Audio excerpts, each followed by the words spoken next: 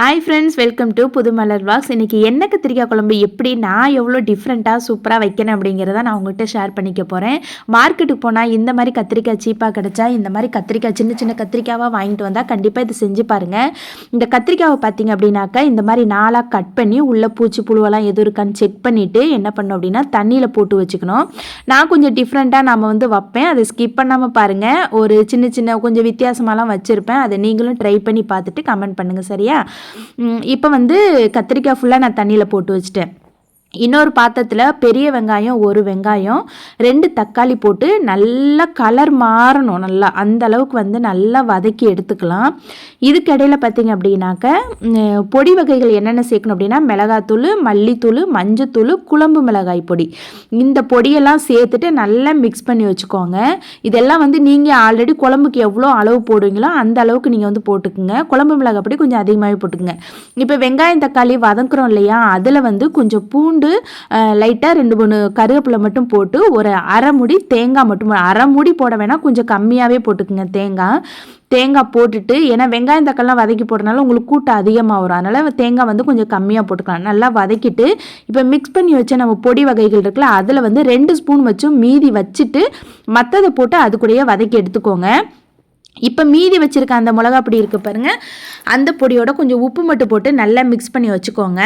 இப்போ வச்சுட்டு இப்போ கத்திரிக்காய் நம்ம கீறி வச்சுருந்தோம் இல்லையா, அந்த கத்திரிக்காய்க்கு உள்ளே ஃபுல்லாக அந்த பொடியை நம்ம போடணும். எல்லா கத்திரிக்காவிலையும் அந்த பொடியை நம்ம ஃபுல்லாக நம்ம உள்ளே எல்லா கத்திரிக்காயும் போட்டு ஒரு 10 நிமிஷம் அதை அப்படியே வச்சிடலாம். ஃபுல்லாக அந்த கத்திரிக்காய் ஃபுல்லாக அந்த பொடியை உறிஞ்சிரும். இந்த மாதிரி நான் எல்லா கத்திரிக்காயிலையும் நான் அந்த மாதிரி பொடியை நான் சேர்த்துட்டேன். மீதி கொஞ்சோண்டு பொடி இருந்துச்சுன்னா அந்த மசாலா அரைக்கணும் இல்லையா, அதுலேயே அந்த பொடியை நம்ம போட்டுக்கலாம். இப்போ மசாலா நான் அரைச்சி வச்சுட்டேன். இப்போ குழம்பு தாளிச்சிடலாம். இன்றைக்கி மண் சட்டியில் தான் வைக்க போகிறேன். ஒரு 2-3 டேபிள் ஸ்பூன், ஏன்னா இதுக்கு கொஞ்சம் எண்ணெய் கொஞ்சம் நிறையா இருந்தால் தான் குழம்பு நல்லா டேஸ்ட்டாக இருக்கும், அதனால் ஒரு 2-3 டேபிள் ஸ்பூன்கிட்ட எண்ணெய் சேர்த்துக்குங்க. சேர்த்துட்டு கத்திரிக்காவை அதில் போட்டுட்டு நல்லா வதங்க விடுங்க. எப்படி வதங்கணும்னா நல்லா தோலெல்லாம் சுருங்கி ஒரு 3/4 பாகம் நல்லா வதங்கணும் நமக்கு. இப்போ நல்லா நான் வதங்கிருச்சு. வதங்கும் போது உப்பு சேர்த்து வதக்குங்க, சீக்கிரமாக வதங்கிடும் கத்திரிக்காய். நல்லா வதங்கினதுக்கப்புறமா நான் ஒரு பாத்திரத்தில் வேறு இடத்துல மாற்றி வச்சுட்டேன். நான் அதே எண்ணெயில் இன்னும் 2 டேபிள் ஸ்பூன் எண்ணெய் சேர்த்துக்குங்க. சேர்த்துட்டு கடுகு, உளுந்தம்பருப்பு, கருவேப்பிலை, பூண்டு நிறையா சேர்த்துக்குங்க. சின்ன வெங்காயம், பொடி வெங்காயம் இருக்கு இல்லையா, அந்த மாதிரி வெங்காயம் முழுசாக போட்டுக்குங்க. முழுசாக போட்டு நல்லா வதக்கிக்கோங்க. வதக்கினதுக்கப்புறமா லைட்டாக இட்டோண்டு போட்டு இஞ்சி மட்டும் சேர்த்தா போதும், நிறைய இஞ்சி சேர்க்கக்கூடாது. எல்லாத்தையும் போட்டு நல்லா வதக்கி எடுத்துக்கோங்க. நல்லாயிருக்கும். இந்த புளிக்குழம்பு சம்மந்தப்பட்ட இந்த எண்ணெய் கத்திரிக்காய்லாம் பூண்டு நிறையா சேர்த்தோம்னா ரொம்ப டேஸ்ட்டாக இருக்கும். இப்போ ஒரு 2 தக்காளி பொடியாக கட் பண்ணி சேர்த்துருக்கேன். அதையும் நல்லா நம்ம வதக்கிக்கலாம். இப்போ அரைச்சி வச்ச நம்ம மசாலா இருக்கு இல்லையா, அதையுமே நம்ம போட்டுட்டு நல்லா வதக்கிக்கலாம். பச்சை வாசனை போக நல்லா வதங்கணும் இந்த மசாலா. வதங்கினதுக்கப்புறம் பார்த்திங்க அப்படின்னாக்க இப்போ மசாலா நம்ம வச்சுட்டு அதில் கொஞ்சம் மீதி மசாலா இருந்துச்சு, அதிலே நான் தண்ணி மிக்ஸ் பண்ணி வச்சுருந்தேன். அந்த தண்ணியோடு எடுத்து நம்ம தேவையான அளவு இன்னும் கொஞ்சம் தண்ணி ஊற்றி நம்ம கொதிக்க விட போகிறோம்.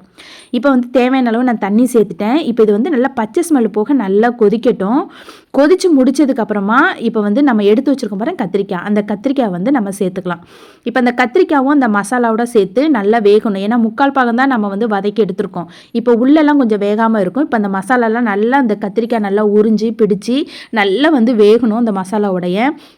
இப்போ பார்த்திங்க அப்படின்னாக்க நல்லா வெந்துருச்சு கத்திரிக்காய். இந்த ஸ்டேஜில் நான் கொஞ்சமாக புளி தண்ணி சேர்த்துக்கிறேன். புளி உங்களுக்கு எவ்வளோ தேவையோ அந்தளவுக்கு நீங்கள் புளி தண்ணி சேர்த்துக்குங்க.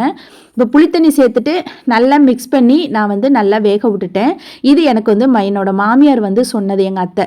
அதாவது எண்ணெய் கத்திரிக்காய் குழம்பு கடைசியில் இறக்க போகும்போது 1 ஸ்பூன் நெய் போட்டு இறக்கணும், நல்ல டேஸ்ட்டாக இருக்கும் அப்படின்னு சொல்லி சொன்னேன். நானும் நிறையா தடவை செஞ்சுருக்கேன். ஆனால் இப்போ எங்கள் மாமியார் இல்லை, ஆனாலுமே இந்த குழம்பு எப்போ வச்சாலும் நான் 1 ஸ்பூன் நெய் போட்டு தான் நான் இறக்குவேன். ஏன்னா டேஸ்ட்டும் மனமும் அந்த அளவுக்கு சூப்பராக இருக்கும். கண்டிப்பாக ட்ரை பண்ணி பாருங்கள். கடைசியாக கொஞ்சம் பச்சை கருவேப்பிலை, கொத்தமல்லி தழை இருந்துச்சு அப்படின்னாக்க குட்டி குட்டியாக கட் பண்ணி போட்டுட்டு நீங்கள் இறக்கிடலாம்.